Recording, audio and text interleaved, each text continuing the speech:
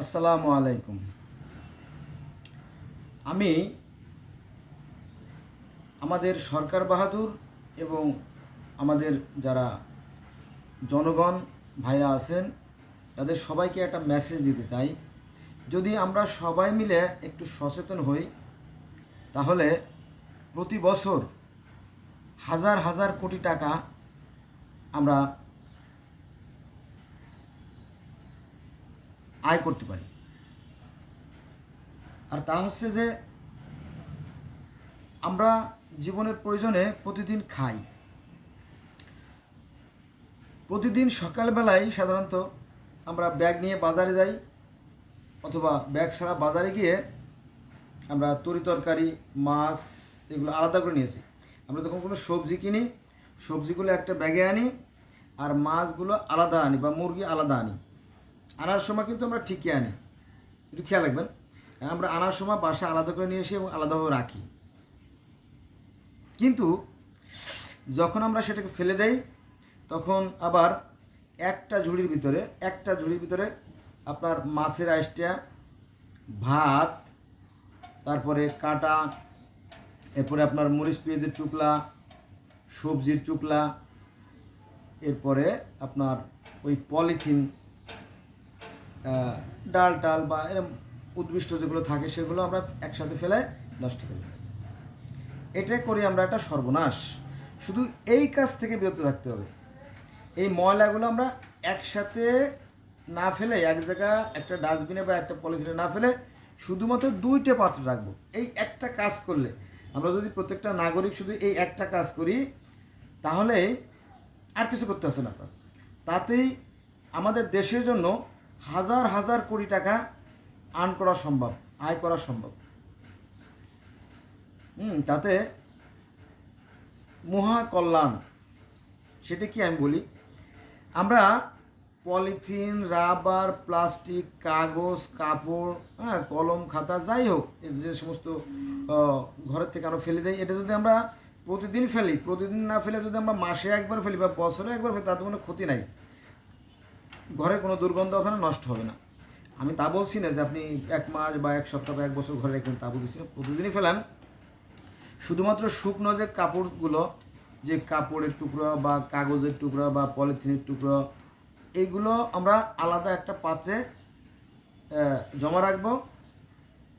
আর ভাতের মাড়টা যদি আমরা না ফেলাই, ভাতের মাড় অনেকে ফেলে দেয়, হ্যাঁ, অনেকে ভাতের মাড় ফেলে দেয়, মানে কি সবাই প্রায় ভাতের মাড় ফেলে দেয়। এই ভাতের মাড়টাও আমরা সংগ্রহ করতে পারি, এবং চাল ধোয়া পানিটাও কিন্তু আমরা কাজে লাগাইতে পারি আমাদের জনস্বার্থে, আমাদের রাষ্ট্রের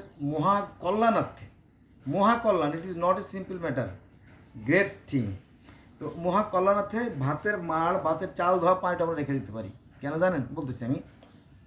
তাহলে যে সকালবেলা যে বাসি ভাতগুলো আমরা ফেলে দেই, বাসি ভাতটা, ভাতের মাড়টা, ওই ভাতের মাড়ের সাথে কিন্তু আমরা আবার ওই যে আপনার সবজির যে চুকলাগুলো আছে ওগুলো কিন্তু আমরা একসাথে একই বালতিতে কিন্তু দিয়ে দিতে পারি। হ্যাঁ, তো এটা কি হবে, এই যে যে ভাতের মাড়, তারপরে ভাতের চাল ধোয়া পানি, তারপরে উদ্ভিষ্ট যেগুলো বাসি ভাতটাতে আমরা ফেলে দেই, এগুলো সবজি, এগুলো একটা পাত্রে চলে গেল। তো এটা যারা পরিচ্ছন্ন কর্মী, সিটি কর্পোরেশনের বা যে আমাদের পাশে যে পরিচ্ছন্ন কর্মী আছে, ওরা সাধারণত একবার নিলেই যথেষ্ট, দুইবার নিলে আর ভালো হয়। সকালে একবার নিল আর বিকেলে একবার নিলে কী হবে জানেন? এই যে যে আমরা উদ্ভিষ্টগুলো, ভাতের মাড়গুলো, চাল ধোয়া পানিগুলো, এবং যে পরিত্যক্ত যে ভাতগুলো বাসা থেকে আমরা ফেলে দিই, প্রত্যেকটা বাসা কম বেশি ফেলে, কম বেশি ফেলে। আর দ্বিতীয় স্টেপ হচ্ছে হোটেলে আপনি যে কোনো হোটেলে গেলে দেখবেন যে প্লেটে রাশি প্রতি মুহূর্তে, হোটেল খোলা থেকে শুরু করে হোটেল বন্ধ করে আপনারা ভাত ফেলায়, প্রচুর পরিমাণে ভাত ফেলায়, কোনো সন্দেহ নেই। তো এই ভাতগুলো যদি আমরা সংগ্রহ করি, ভাতগুলো ওই বাসাবাড়ির মতোই হোটেলের যে ভাত এবং সবজিগুলো যদি আমরা আলাদাভাবে সংগ্রহ করি, এইগুলো দিয়ে আমরা যে ভাত সেগুলো সেকে নিয়ে হাঁস এবং মুরগিকে খেতে দেব, আর যে সবজিগুলো সেগুলো গরু, ছাগল, ভেড়া রেখে দেবো। এটা হলো একটা স্টেপ। আর যদি পানিটা তো বহন করা কষ্ট, তারপরেও যদি আমরা করি তাহলে কিন্তু মহাকল্যাণ। সেটা হচ্ছে গরুতে কিন্তু চাল ধোয়া পানি খায়, ভাতের মাড় খায়, হ্যাঁ, তাহলে ছাগলও খায়। তাহলে দেখেন এগুলো কিন্তু সম্পদ এই তিল তিল করে বা বিন্দু বিন্দু করে সিন্ধু পরিণত হবে। তো এই যে এই ময়লাগুলো দিয়েই কিন্তু আমরা বিরাট কল্যাণ করতে পারি। তবে কি করতে হবে, এই যে সিটি কর্পোরেশনের পক্ষ থেকে যে রাস্তার পাশে যে বিশাল বিশাল ঘর তৈরি করছে, ওই ঘরের পাশে আমরা বেশি না নর্মাল টিন দিয়ে সিম্পল সাবলা করে সেখানে আমরা গরু বা ছাগল, হাঁস, মুরগি পালতে পারি। তাতে আমার মনে হয় যে হাজার হাজার কোটি টাকা তারও ঊর্ধ্বে আয় করা সম্ভব, বিশাল একটা আয় করা সম্ভব। কারণ খাবার এমনই একটা মানে মোস্ট ইম্পর্ট্যান্ট সাবজেক্ট যে আমাদেরকে খেতে হয়, প্রতিদিন আমাদেরকে কিছু না কিছু খেতে হয়, তাই না? তো এই জিনিসগুলো নষ্ট হলো না, মানে পরিবেশও নষ্ট হলো না, পরিবেশ নষ্ট হলো না। এই সবজি বা ফল আছে না, ফল আমরা বিভিন্ন ফল খাই, ফল হরেক রকমের ফল খাই, ফলের যে চুকলাগুলো, কলার চুকলাগুলো, হ্যাঁ, তারপরে আপনার আপেল, তারপরে কমলা, মালটা, যাই বলেন, পেঁপে, হ্যাঁ, কি বলবো, এই ধরনের অনেক মানে আমরা তো খাই। এইগুলো আমরা যদি সংগ্রহ করি তাহলে পরিবেশ হলো নির্মল, বিশুদ্ধ, আর এদিকে আমাদের অন্যদিকে হলো কি আয়। আচ্ছা, একটা ধাপ। এর দ্বিতীয় ধাপ হচ্ছে এই যে আমরা যে পলিথিনের ব্যাগ, রাবার, প্লাস্টিক, তারপরে কাপড় ইত্যাদি যেগুলো হলো, এগুলো যে আমাদেরকে 2 বেলা বা 1 বেলা প্রতিদিনই দিতে হবে। দিলে তো ভালো, দিলে ভালো, ক্ষতি নাই। আমরা যদি সপ্তাহে দেই, মাসে দেই, তাতেও কোনো ক্ষতি নেই, কথার কথা বললাম। তো এই ময়লাগুলো আপনারা যদি শুকনোর সময় নেবে, বৃষ্টির সময় নেবে না, যাতে ভিজে নষ্ট না হয়। শুকনোর সময় নিলে পরে এই ময়লাগুলো যেগুলো প্লাস্টিক, রাবার, পলিথিন, সেগুলো তারা বেছে আলাদা করবে, আর কাগজগুলো আবার কারখানায় চলে যাবে। সাধারণত কাগজ তো ফেরিওয়ালা নিয়েই থাকে। তাহলে এই দেখেন একটা কোনা, একটা ম্যাচের কাঠিও বা এক টুকরো ওই যে দাঁতের খিলাল, সেটাও কিন্তু নষ্ট হচ্ছে না, প্রত্যেকটা কাজে লাগতেছে। তাহলে এই যে আপনার যে এইগুলো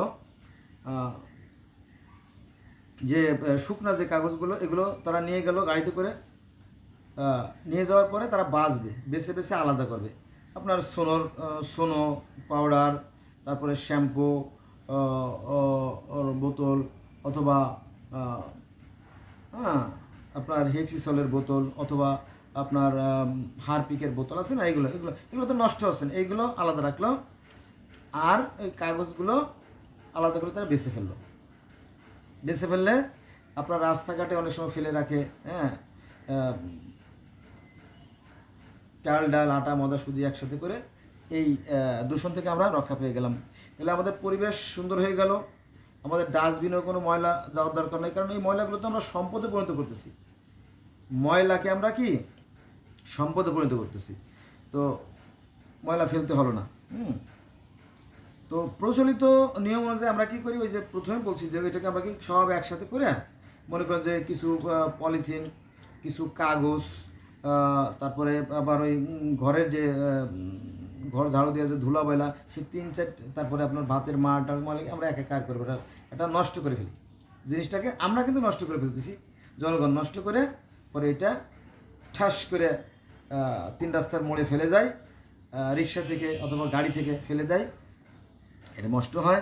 অনেক সময় আবার সিটি কর্পোরেশনের ইগুলো আছে, ড্রামগুলো আছে, ড্রাম ধাম ধাম করে বালতি শুধু ঢেলে দেয়, জিনিসটা নষ্ট হয়ে যায়। শুধু একটু সচেতন হইলেই কিন্তু আমরা অনেক কিছু করতে পারি। মনে করেন যে একটা টিটিনাস যদি শরীরে দেওয়া থাকে, তাহলে আপনার লোহার আঘাতে ক্ষতি হবে না, কিন্তু দেখা গেল যে একটা পুরাতন সূচের আঘাতে ধনুষ্টঙ্গ হয়ে আপনি বা অন্য কেউ প্রাণে মারা গেলেন। অনেকটা এরকমটি আমরা জিনিসটাকে নষ্ট করে ফেলতেছি, আমরা জিনিসটাকে মিক্স করে ঘর থেকে নষ্ট করে ফেলতেছি। পরে এটা প্রথমে যখন তারা ভ্যানে তোলে, মানে ঘর থেকে নিয়ে নিচে, বাড়ির নিচে যখন ভ্যানে তোলে, তখন তারা পিছনে দেখবেন ভ্যানের পিছনে বস্তা থাকে, বস্তায় ওরা ঢুকায়, একবার বাস দেয়, দ্বিতীয়বার বাস দেয় আপনার ওই হাউজে নিয়ে, মানে সিটি কর্পোরেশনের বড় বড় ঘর আছে, ওইখানে নিয়ে ওই ময়লা ফেলে, তখন এখানে আবার বাসে, সারাদিন বাসে, বিভিন্ন শ্রেণীর মানুষ বাসে, এই বাসাবাসি। এই বাসাবাসির কাজটা যদি আমরা আগের থেকে একটু আগে থেকে করতাম তাহলে মনে হয় অনেক সুন্দর হতো। তাহলে এই যে প্লাস্টিক, রাবার, পলিথিন এগুলো আমরা কি কাজে লাগাবো? ভাতের মাড়, সবজির কথা তো বলছি, এগুলো কাগজগুলো বেছে আমরা কারখানা পাঠিয়ে দিতে পারি। আর রাবার, প্লাস্টিক এগুলো দিয়ে সরকার বাহাদুর ইচ্ছে করলে বিশাল বিশাল প্রজেক্ট করতে পারে। যেমন আপনার এইগুলো গ্রামে কিন্তু টিনের বড় অভাব, তো এইগুলো দিয়ে আমরা প্লাস্টিকের টিন তৈরি করতে পারি। তারপরে প্লাস্টিকের যদি খুঁটি তৈরি করি, প্লাস্টিকের খুঁটি আমরা সাধারণত সিমেন্টের খুঁটি ব্যবহার করি, তো প্লাস্টিকের খুঁটিও কিন্তু আরও ভালো, আরও মজবুত, আরও দীর্ঘস্থায়ী, লাইফ গ্যারান্টি আছে যদি আগুনে পুড়ে না যায়। তাহলে এইগুলো দিয়ে আমরা প্লাস্টিকের খুঁটি তৈরি করতে পারি। তারপরে আমরা দেখবেন যে এই যে কার্পেটগুলো আমরা ব্যবহার করি, সুন্দর সুন্দর কার্পেট, এগুলো অনেক দাম, 65 টাকা থেকে শুরু করে 65, 80, 120 টাকা পর্যন্ত আপনার পার স্কোয়ার ফিট। এই যে আপনার যে বিছানোর জন্য, বিশেষ করে আপনার ওয়াশরুম, টয়লেট, পায়খানা আর কি, যেগুলো সামনে বিছানোর জন্য যাতে আসার খেয়ে মানুষ পড়ে না যায়। তারপরে চলার পথে, যেখানে পিস্তল চলার পথে, এইসব জায়গায় আমরা যে কার্পেটগুলো ব্যবহার করি। এগুলো ছাড়া আপনার পাতলা পাতলা নেট আছে, এই নেট দিয়ে কিন্তু আমরা ওই যে মুরগির খামার, তারপরে আপনার ফসলকে রক্ষা করার জন্য পশুর হাত থেকে যে নেটগুলো আমরা তৈরি করতে পারি। এভাবে সুন্দর সুন্দর কাজে রাবার, প্লাস্টিক, পলিথিন যেগুলো আছে এগুলো আমরা ব্যবহার করতে পারি। বুঝে গেছে বিষয়টা? তো এইভাবে যদি আমরা একটু উদ্যোগী হই, একটু সচেতন হই, তাহলে আমাদের যে ড্রেনের জলাবদ্ধতা হবে না, আমাদের পরিবেশ দূষিত হবে না। এই ময়লাগুলো নদীতে যেখানে সেখানে যত না ফেলানোর কারণে নদীতে পানিও দূষিত হবে না। গোটা জাতির একটা বৈপ্লবিক পরিবর্তন হবে যদি আমার এই পরামর্শটা আপনারা মানেন। এজন্য সরকার বাহাদুরের সহযোগিতা প্রয়োজন। এটা সরকার কিন্তু উদ্যোগ নেবে আর জনগণ সহযোগিতা করবে। বুঝতে গেছেন সেটা? শুধু শিক্ষা দিয়ে কোনো কাজ হবে না। মানুষের সবচেয়ে গুরুত্বপূর্ণ জিনিস হচ্ছে তার চরিত্র। যেমন আমি একজন মুসলমানের সন্তান, আমাদের ইসলামে বলা আছে যে নবী মুহাম্মদ সাল্লাল্লাহু আলাইহি ওয়াসাল্লাম বলছেন যে কথা, যে মানুষের মধ্যে ওই ব্যক্তি উত্তম যার আখলাক, চরিত্র ভালো, অর্থাৎ চরিত্র ভালো করতে হবে। ওই একই কথাও আমরা পড়ছি যে character is the crown and glory of human life. একজন মানুষের শিক্ষা থাকতে পারে, অর্থ থাকতে পারে, বংশমত থাকতে পারে, যদি চরিত্র না থাকে তাহলে তার কিছু নেই। ওই একই কথা আর এক ব্যক্তি অন্যভাবে বলছে যে when money is lost nothing is lost, when health is lost something is lost, but when character is lost everything lost. টাকা হারাইলে কিছুই হারায় না, কিন্তু যখন স্বাস্থ্য হারায় কিছুটা হারায়, কিন্তু যখন চরিত্র হারায় তখন সব কিছু হারাতে হয়। যদি আমরা আমাদের চরিত্রকে ভালো করি, আমরা যদি নিজেকে সংশোধিত করি বা একটু সচেতন হই, একটু দায়িত্ববোধ হই, তাহলে বোধ হয় কি আমরা এরকম একটা পরিবেশ তৈরি করতে পারি। তো সবার প্রতি অনুরোধ রইল, আপনারা আমার ভিডিও দেখবেন, সাবস্ক্রাইব করবেন এবং একটু চিন্তাশীল হবেন। আর সরকার বাহাদুর প্রতি অনুরোধ থাকবে যে যদি আমরা এরকম একটা প্রজেক্ট করতে পারি তাহলে দেশ ও দশের কল্যাণ। ধন্যবাদ সবাইকে।